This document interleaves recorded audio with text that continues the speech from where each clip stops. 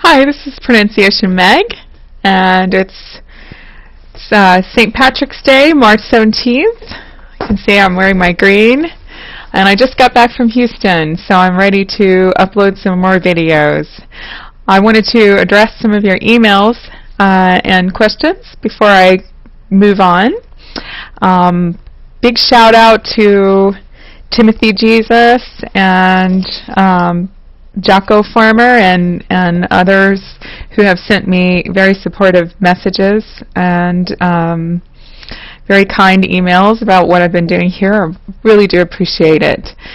And I appreciate you watching and getting something out of pronunciation that you're not getting from some of your other programs, or hopefully I can add to some of the other content here on YouTube. There are a lot of other wonderful videos that I've been seeing from other teachers, and I'm going to recommend them pretty soon on my channel. I wanted to talk about one question that I received about the difference between the words kin and king. Now there are two different nasal consonants in both of those words, the N sound and the NG. These are both single sounds, so you're not going to make N and then the G sound. It's actually one unified sound, just like the N sound. Now the difference between these two words are two different things. The first thing is a problem with the consonant itself. The tongue position is different for kin and king. For kin, you're going to be directly behind the teeth, not touching the teeth, and lifting not the very tip of the tongue, but almost the very tip of the tongue right here to the ceiling of the mouth.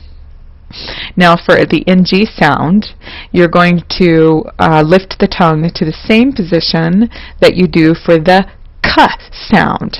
So instead of making the K sound where you blow the air out, I want you to lift the tongue to the top of the mouth and hold it.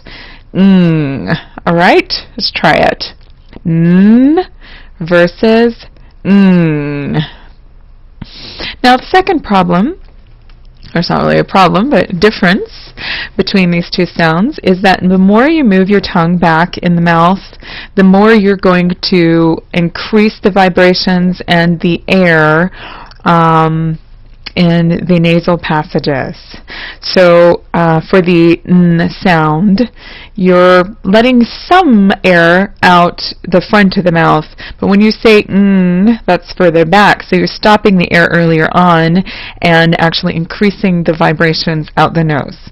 So this makes that sound, the NG sound, a little bit more nasal than the N sound.